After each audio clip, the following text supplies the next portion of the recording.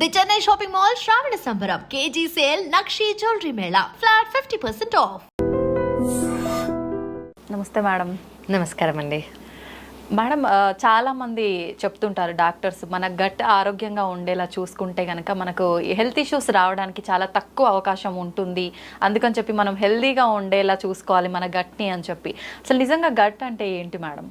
So gut అంటే అసలు ఈ మధ్య ఎక్కువగా యూజ్ చేసే టర్మ్ ఇది గట్ హెల్త్ అనేది. గట్ అంటే ఏంటంటే ఇప్పుడు మన డైజెస్టివ్ సిస్టమ్ అని అనుకోండి, ఓకే, మన ఇంటెస్టైన్స్ అన్నమాట. So basically good gut health అంటే ఏంటంటే daily 1 episode of stool motion అనేది పాస్ చేయగలిగితే గట్ హెల్త్ అనేది బాగుంది, డైజెషన్ అనేది బాగుంది. మన గట్లో ఏదైతే జరగాలో అది డైజెషన్ ప్రాసెస్ కానివ్వండి, అబ్జార్ప్షన్ ప్రాసెస్ కానివ్వండి, అది సరిగ్గా జరుగుతోంది అని అర్థం. సో గుడ్ గట్ హెల్త్ కి డెఫినేషన్ ఏంటి అంటే డైలీ వితౌట్ స్ట్రెయిన్, అంటే కష్టపడకుండా, స్ట్రెయిన్ లేకుండా, డిఫికల్టీ లేకుండా మోషన్ అనేది పాస్ చేయగలగాలి. దాన్ని గుడ్ గట్ హెల్త్ అని అంటాం. గట్ హెల్దీగా ఉండాలంటే అంటే ఎటువంటి ఫుడ్ తీసుకుంటే హెల్దీగా ఉంటుంది మేడం? సో జనరలీ గట్కి ఇంపార్టెంట్ ఏదైతే ఇప్పుడు మన గట్లో ఏముంటాయి అంటే గుడ్ బ్యాక్టీరియా అనేది ఉంటాయి, బ్యాడ్ బ్యాక్టీరియా అనేది ఉంటాయి. అది మనకి చిన్న వయసులోనే మేబీ బేబీ ప్రెగ్నెన్సీ మదర్ వూంబ్లో ఉన్నప్పటి నుంచి డిసైడ్ అయిన బ్యాక్టీరియా అవి. ఓకే, సో అప్పటి నుంచి ఆ బ్యాక్టీరియా అనేవి ఫామ్ అవుతాయి. ఆ గుడ్ బ్యాక్టీరియా బ్యాడ్ బ్యాక్టీరియా అనేది బ్యాలెన్స్లో ఉండాలి. బ్యాలెన్స్లో ఉంటేనే చాలా డైజెస్టివ్ ప్రాసెస్ అనేది కరెక్ట్గా జరుగుతుంది. సో ఏ ఫుడ్స్ అయితే ఈ గుడ్ బ్యాక్టీరియాని తక్కువ చేయకుండా, వాటిని చంపేయకుండా, బ్యాడ్ బ్యాక్టీరియాని పెంచకుండా ఉంటాయో అవి గట్కి హెల్దీ అన్నట్టు అర్థం అనమాట.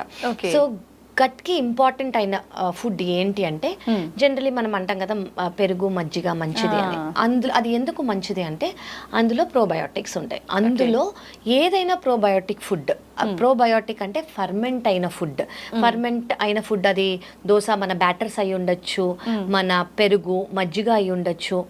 హోల్ గ్రెయిన్ని ఫుల్గా తీసుకోవటం, రిఫైన్డ్ కాకుండా గ్రెయిన్ని తీసుకోవటం. లెగ్యూమ్స్ అని అంటాం కదా మనం, బీన్స్, లెగ్యూమ్స్, అవి చాలా ఇంపార్టెంట్. సో ఇలాంటివి ఏవైతే ప్రోబయోటిక్స్ గుడ్ బ్యాక్టీరియాని పెంచే ఫుడ్స్ ఉంటాయో అవి చాలా మంచిది గట్ హెల్త్ కోసం. మనకు అంటే గట్ హెల్త్ కరెక్ట్గా మీరు అన్నట్టుగా బ్యాడ్ బ్యాక్టీరియా గుడ్ బ్యాక్టీరియా ఈక్వల్గా లేకపోతే మనకు గట్ హెల్తీగా లేదు అని అర్థం అన్నారు కదా మేడం.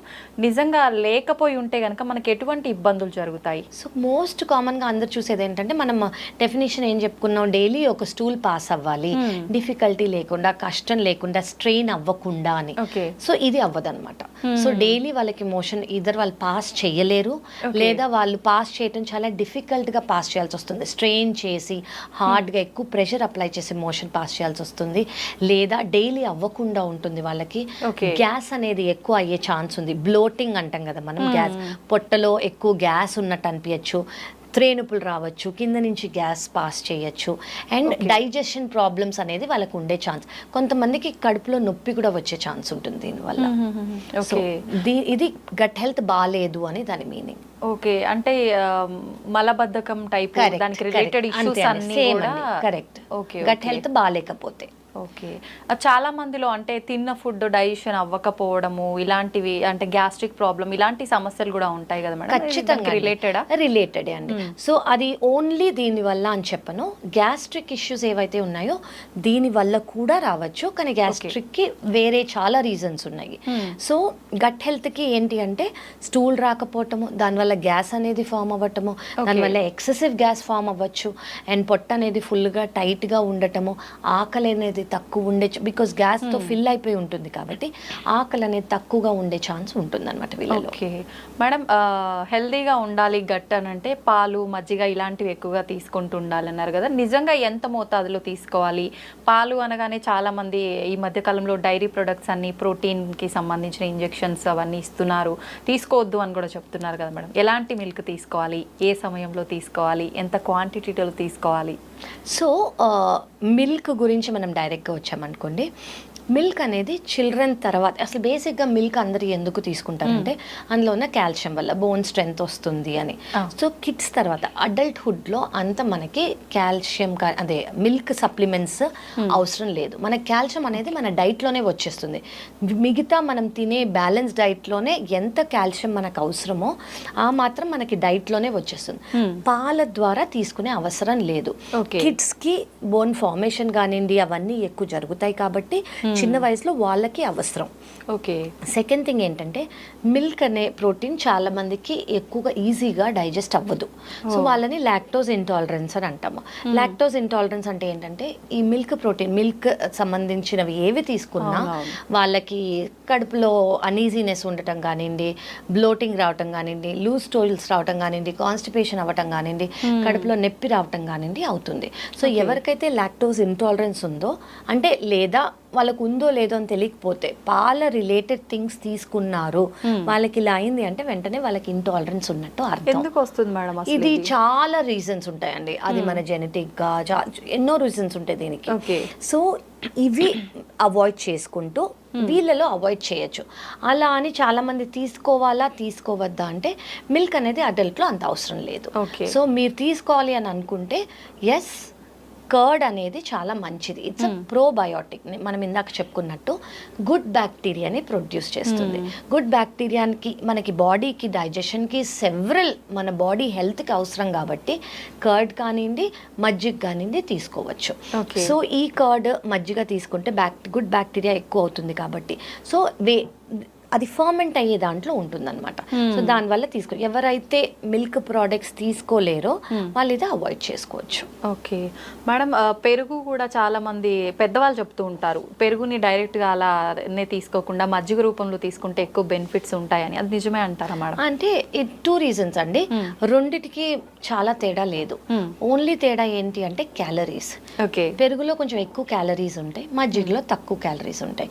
ఎవరైతే వెయిట్ లాస్ కోసమో లేదా క్యాలరీస్ అనేది తక్కువ తిందాం అనుకుంటున్నాను నేను ఈరోజు, అది ఏ రీజన్ వాళ్ళ హార్ట్ ప్రాబ్లమ్స్ వల్ల కానివ్వండి, వెయిట్ లాస్ కోసం కానివ్వండి, ఏ రీజన్స్ కోసమైనా క్యాలరీస్ అనేది తక్కువ తీసుకుందాం అని అనుకుంటున్నారో వాళ్ళు పెరుగు బదులు మజ్జిగ తీసుకోవటం బెటర్. లేదంటే రెండిట్లో ప్రోబయోటిక్స్ అనేది ఈక్వల్గా ఉంటాయి. ఓకే మేడం, చాలా మందిలో గ్యాస్ట్రిక్ ప్రాబ్లమ్స్ ఎక్కువగా చూస్తున్నాం ఈ మధ్య కాలంలో. అంటే కొన్ని రకాల ఫుడ్స్ తీసుకున్నా వస్తుంది, లేదు అంటే నార్మల్గా కూడా వస్తుంది. అసలు ఎందుకు మేడం గ్యాస్ట్రిక్ ప్రాబ్లం రావడానికి రీజన్ ఏంటి? సో గ్యాస్ట్రిక్ ప్రాబ్లం అంటే ఇందులో డైవర్స్గా ఉన్నాయండి రీజన్స్. ఒకటి గ్యాస్ట్రిక్ ప్రాబ్లం అంటే ఏంటంటే ఇండైజెషన్, వాళ్ళకి సరిగ్గా డైజెస్ట్ అవ్వడం. సెకండ్ థింగ్ ఏంటంటే బ్లోటింగ్, పొట్టంతా ఉబ్బినట్టు ఉబ్బసం లాగా ఉన్నట్టు. థర్డ్ థింగ్ ఏంటంటే తిన్న వెంటనే కడుపు నొప్పి రావటం. ఫోర్త్ థింగ్ ఏంటంటే మంట లాగా ఉండటం. ఓకే, అట్లా చాలా రీజన్స్ ఉంటాయి. ఫస్ట్ అసలు గ్యాస్ట్రైటిస్ అంటే ఏంటంటే మన తినే స్టమక్ లైనింగ్ ఏదైతే ఉందో దాన్ని ఇన్ఫ్లేమ్డ్ అవ్వటం, అంటే ఇన్ఫ్లమేషన్ రావటం. ఇప్పుడు ఇది మన స్టమక్ లైనింగ్ అనుకోండి, దెబ్బ తగిలితే ఎలా రెడ్గా అయిపోతుంది, సో స్టమక్ లైనింగ్ అలా రెడ్గా అయిపోతుంది. సో అక్కడి నుంచి మనం ఏదైతే ఆహారం తీసుకుంటామో ఆ లైనింగ్ కొంచెం ఇన్ఫ్లేమ్డ్గా ఉంది కాబట్టి సరిగ్గా అబ్జార్బ్ కావు, అవి సరిగ్గా అబ్జార్బ్ కావు కాబట్టి ఈ సిమ్టమ్స్ అన్నీ వస్తాయి. ఇప్పుడు మనం చాలా హెవీ మీల్స్ తీసుకుంటాం గ్యాస్ట్రైటిస్ అప్పుడు. సో మన స్టమక్లోంచి అన్ని యాసిడ్స్ కానివ్వండి, హార్మోన్స్ కానివ్వండి, ఎంజైమ్స్ కానివ్వండి ప్రొడ్యూస్ అవుతాయి. అవి ఇన్ఫ్లమేషన్ ఉన్నప్పుడు తక్కువ అవుతాయి కాబట్టి ఎక్కువ ఈజీగా డైజెస్ట్ అయ్యేది కష్టం. అందుకే గ్యాస్ట్రైటిస్ ఉన్న వాళ్ళకి డైట్ అనేది నేను చాలా మోడిఫై చేస్తాను. మోడిఫై చేస్తే డైజెషన్ ఈజీగా అయ్యి ఫస్ట్ ఇవి హీల్ అవుతుంది.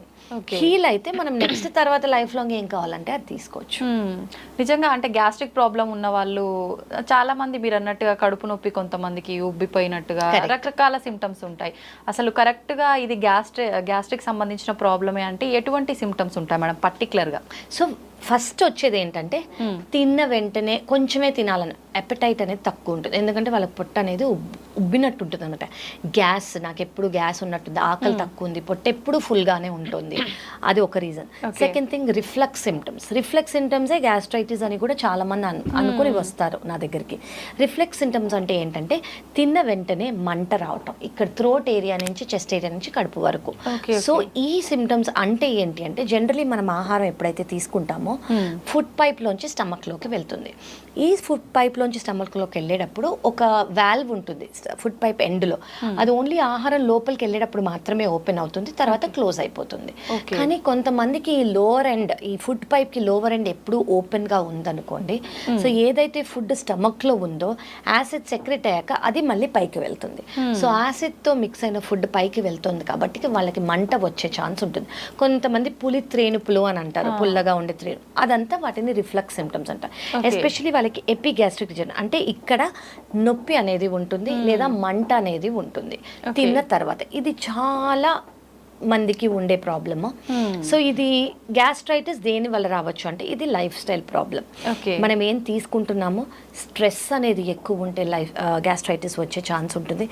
ఎగ్జాక్ట్లీ మనం తినే ఆహారాలు ఏదైతే తీసుకోకూడదో అది తీసుకున్నారనుకోండి గ్యాస్ట్రైటిస్ వచ్చే ప్రాబ్లం. గ్యాస్ట్రైటిస్ వచ్చాక అందులో హెచ్ పైలోరై అనే బ్యాక్టీరియా గ్రో అయ్యే ఛాన్స్ ఉంటుంది. ఇది చాలా కామన్, గాలిలో ఉంటుంది. సో ఇది ఉన్నా కూడా వీళ్ళకి సిమ్టమ్స్ వచ్చే ఛాన్స్ ఉంటుంది.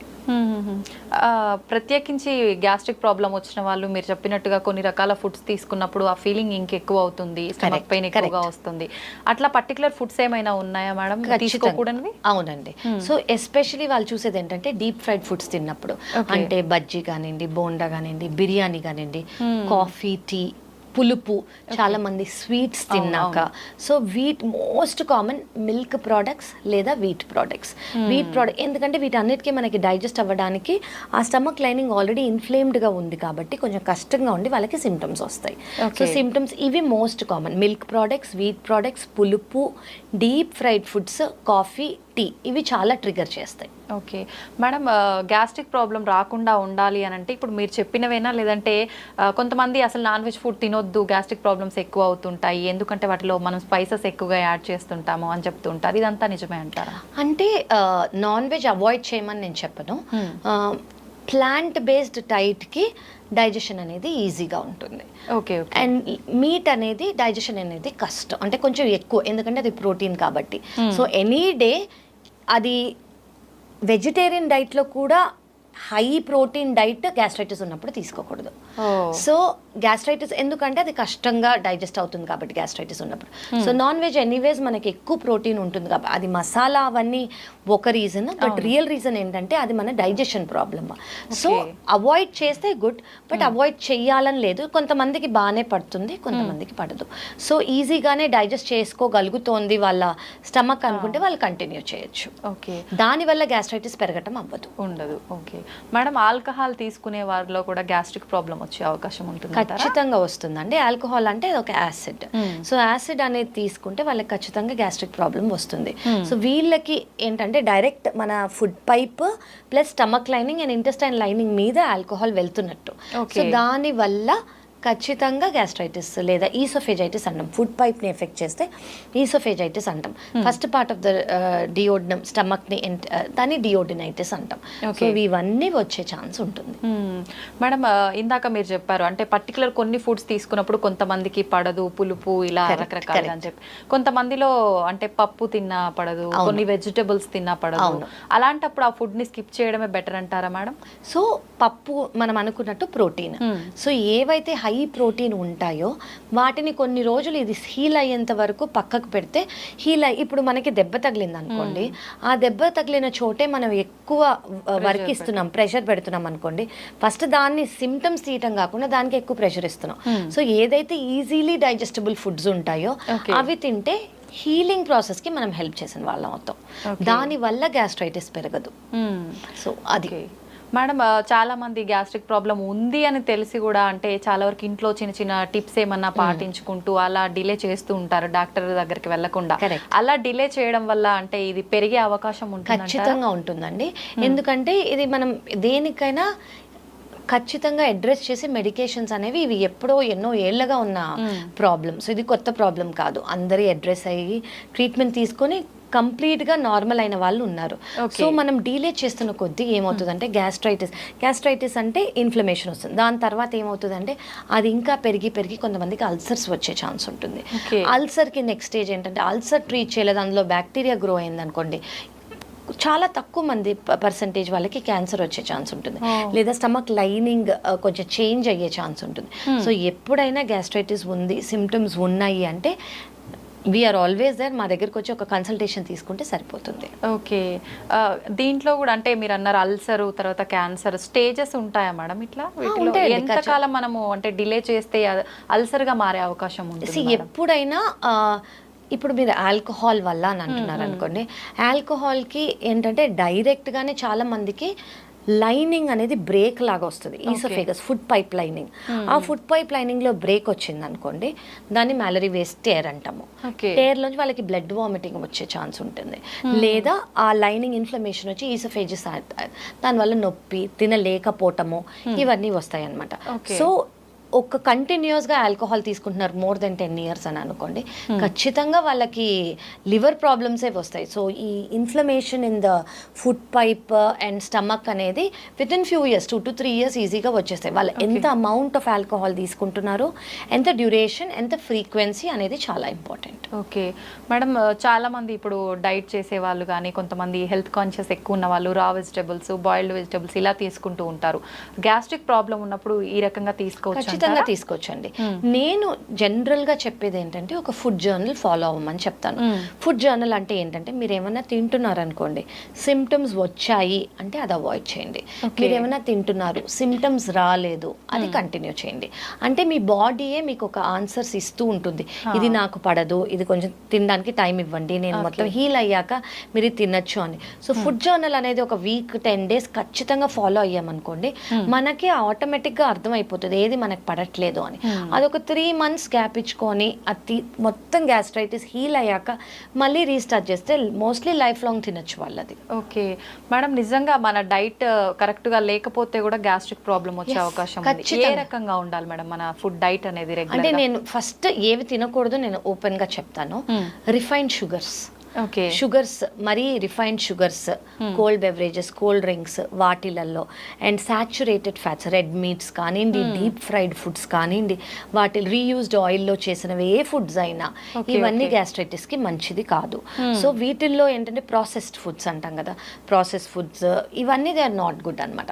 ఇవి అవాయిడ్ చేసి ట్రైట్ ఎంత మటుకు కుదిరితే అంత హోమ్ ఫుడ్, బ్యాలెన్స్డ్ అయితే అప్పుడప్పుడు కావాలంటే బయట నుంచి తినొచ్చు, కానీ అది ఎంత తింటున్నారు, ఎంత ఫ్రీక్వెంట్ గా తింటున్నారు అనేది చూసుకోవటం చాలా ఇంపార్టెంట్.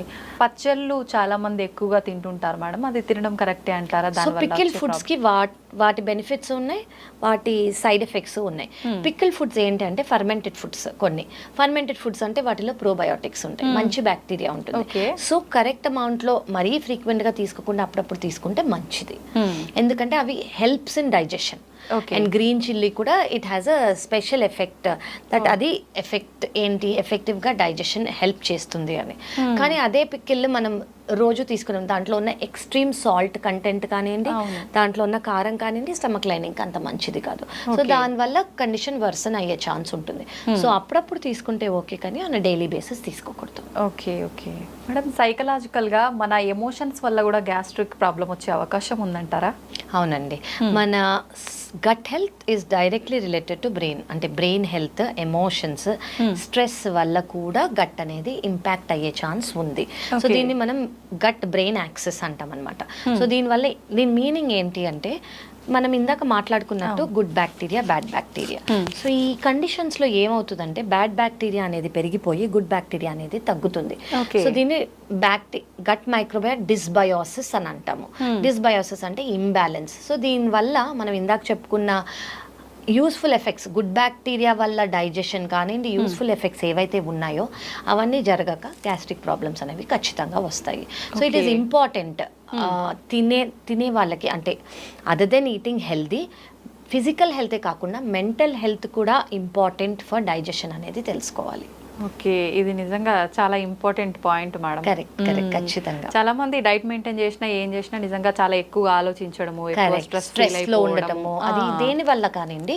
సో ఆ స్ట్రెస్ రిలేటెడ్ వల్ల కూడా ఖచ్చితంగా ఎమోషనల్ వేరియేషన్స్ వల్ల గట్ హెల్త్ అనేది ఎఫెక్ట్ అవుతుంది. సో మీరు ఓన్లీ ఫిజికల్ హెల్త్ కాకుండా మెంటల్ హెల్త్ కూడా కలిసి మీరు చేస్తేనే మీ డిజైర్డ్ రిజల్ట్స్, అది వెయిట్ కానివ్వండి, హెల్త్ కానివ్వండి ఉంటుంది. ఓకే మేడం, చాలా మంది ఎర్లీ మార్నింగ్ బ్రష్ చేయకుండానే అంటే సరిగా బ్రష్ చేయరు, వెంటనే టీలు కాఫీలు అలాగే తాగేస్తుంటారు, ఇలాంటి వాళ్ళకు కూడా గ్యాస్ట్రిక్ ప్రాబ్లం వచ్చే అవకాశం ఉందంటారా? యాక్చువల్లీ ఉందండి. సో బేసిక్లీ మనం బ్రష్ ఎందుకు చేసుకుంటామంటే మనకున్న జర్మ్స్, టీత్లో ఉన్న జర్మ్స్ కానివ్వండి, మైక్రోబయాటా కానివ్వండి, పోవడానికి. అవును. సో అది మనము బ్రష్ చేసుకోకుండా తిన్నారనుకోండి, ఆ మైక్రోబయాటా స్టమక్లోకి, మన డైజెషన్ సిస్టంలోకి వెళ్తుంది. సో దానివల్ల ఖచ్చితంగా గ్యాస్ట్రిక్ ఇష్యూస్ వస్తాయి. So it is a very well known fact. అందుకే ఇప్పుడు వెరీ మోడర్న్ వరల్డ్లో బెడ్ కాఫీ, బెడ్ టీ అనేది చాలా కామన్, కానీ it is not advisable. Okay okay, చూడండి అయితే అందరూ బెడ్ కాఫీలు, బెడ్ లేవగానే బ్రష్ చేయకుండా తినటాలు తాగటాలు చేసే వాళ్ళంతా జాగ్రత్త. కరెక్ట్, వెరీ ట్రూ అండి. అయితే నిజంగానే మనం తెలియక కొన్ని ఇలాంటి చిన్న చిన్న మిస్టేక్స్ చేయడం వల్లే రకరకాల చాలా మంది అసలు ఆలోచించారు, నేను ఏం చేస్తున్నా, నేను అంతా కరెక్ట్ గా ఫాలో అవుతున్నా కదా అని అనుకుంటారు. బట్ ఈ స్లైట్ చేంజెస్ ఏవైతే ఉన్నాయో అవి ఒక్కటి మనం అవాయిడ్ చేస్తే I think it will be good. Thank you madam, thank you very much, చాలా మంచి information. Thank you so much.